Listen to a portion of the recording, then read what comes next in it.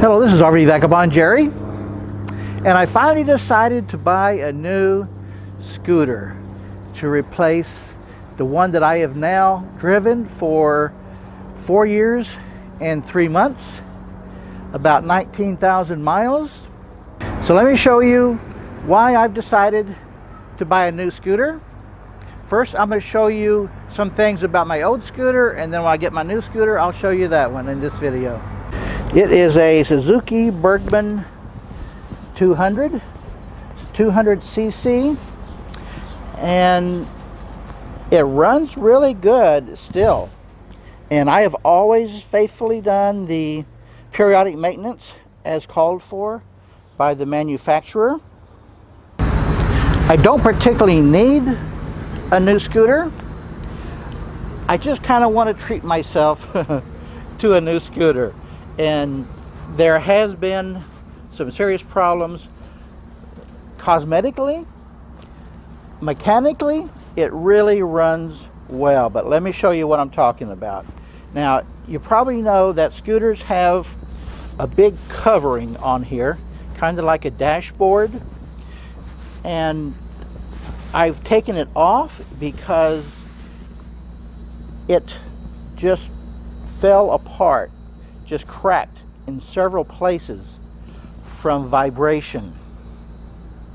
It was just barely hanging on. So I took it off, and then I found that I really didn't need it at all. It is just strictly cosmetic. It works just fine like it is. And the rear is quite a mess. And you see all this damage here? This scooter has never once been in an accident. All of this damage you see with these coming apart there, causing this whole thing to be out of whack and hanging down like that, that is all from vibration. And I admit, I've taken it down a whole lot of very rough gravel roads. And you can see here, I've never gotten that fixed. And also underneath, they put a plastic cover underneath to prevent anything coming up like rocks and things that might damage the engine. That thing cracked apart as well, so I had to tear that thing off and throw it away. And a big factor in the vibration damage, I'm pretty sure, is the fact that it has been sitting on this trailer hitch rack for 67,000 miles, tightly strapped down with ratchet straps. But that certainly does cause a lot of vibration. So with that much time sitting on that rack, driving down the road 67,000 miles and about 19,000 miles of, including a whole lot of rough gravel road traveling, that is what's caused all of this damage. You can see it's cracked there, and this is from the ratchet strap tie down. And the reason why I haven't gotten this damage fixed is because of the parts. Motorcycle shops do not carry any parts for anything, it seems like, except the things that they use every day. And they would want like a month or so to get parts in. And I just don't hang around a month anywhere to wait around to get parts. So I have just kind of suffered through that. And another problem is that this seat has a problem latching. This latch in here, sometimes it'll go for a while to where it works every time, and then for a while it just won't work. So many times I haven't gotten the latch to work, and I've had to leave my helmet in there and maybe some other things, just hoping that no one would come by and check to see if my seat is locked down. I assume they're assuming that my seat is locked down, and if it is locked down, it's very hard to get into it. So I still am kind of worried about leaving stuff in there when I'm off away from the scooter. Now, as you can tell, it's pretty filthy. I've really given up trying to keep this scooter clean. And the problem is, sitting on this rack, the wheel there kicks up a ton of dust, especially going down dirt or gravel roads. And every single time I want to ride the scooter and take it down, I have to clean off the seat and the rear view mirrors and the handlebars here, but that's about it. I'm not about to clean the whole thing every time I use it. And another thing, any scooter that is at least 200cc is called a super scooter. Difference between a regular scooter and a super scooter, besides the engine size, is that with a regular scooter there's a flat floorboard here. With a super scooter you got the gas tank here, and it kind of looks more like a regular motorcycle, especially on the larger ones like 300cc. And the difference between a motorcycle and a motor scooter is that a motorcycle has the engine here between your legs.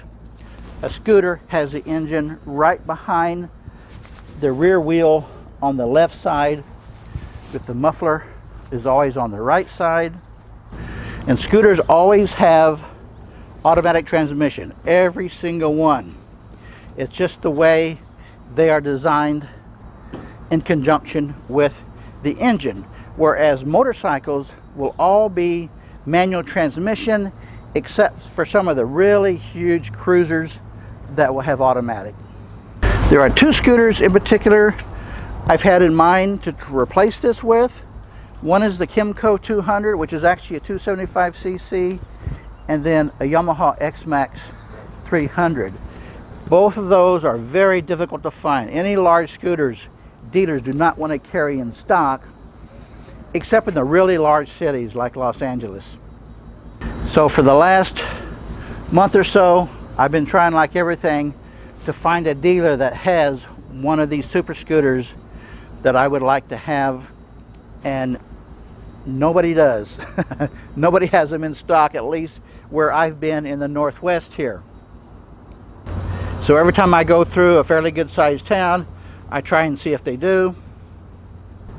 Now a dealer can special order a new scooter. They don't like to do that. They want to sell what they've got in stock. And once I tell them, oh, also I have a trade-in, and this is what it looks like, they say, no thanks. We would rather not get a sale at all than to have to take this in as a trade-in.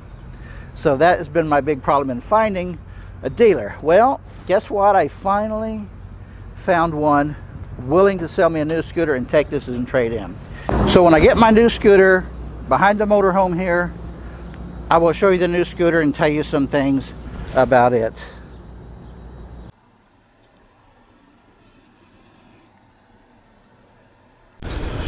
Well folks, here is my new scooter, the Yamaha Xmaxx, and the engine is about 50% larger than on my old scooter. The gas tank is a little larger, and it's 3 inches longer, and the weight is about 35 pounds more. But even with the much bigger engine, the gas mileage is actually a little bit better. 75 miles a gallon it's supposed to get. I'll see what my actual results are. I think they're making these motorbikes a lot more fuel efficient than they used to just even a few years ago. Another innovation they have is there's no place here to put the key. Instead, they give you this, and as long as this is within several feet of the scooter, then all you have to do is press this button to activate it, and then you turn it on. And you press this to open that storage compartment, and you press this to open the seat. Now, one thing that is a bit of a disappointment, I was hoping the seat would be a little bigger. This is really not any bigger than this seat compartment on my old scooter.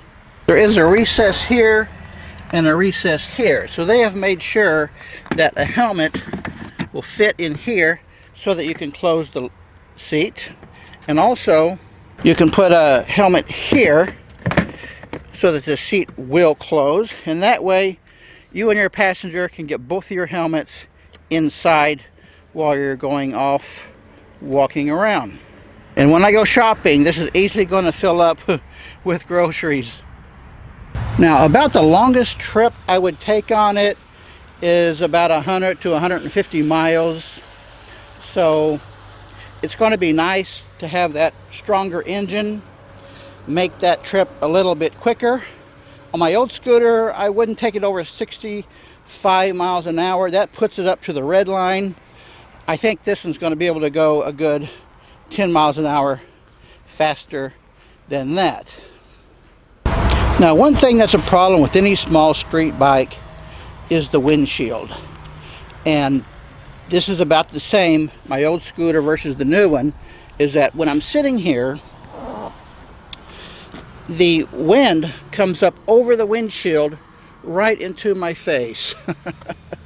So I think that windshield actually makes it worse. Now, one time I was sitting on a friend's BMW, one of these big 6, 7, 8, 900cc engines, and the windshield would come up much higher so that it actually protects your face from the wind. And when I duck down underneath this windshield, I can feel a major difference. It's much more comfortable not having all that wind in your face. But that's just the way it is with any small street bike. But I really do like it. I know I'm going to enjoy this a lot more than my old scooter. Now, I've only had it for a few days. Only ridden it a couple of times, in fact. So after I've had it for several months, I will come back and do an owner's review of this Yamaha Xmaxx 300 scooter. So if you're looking for a motor scooter that is bigger than your average little scooter, then take a look at this one. Good day, folks.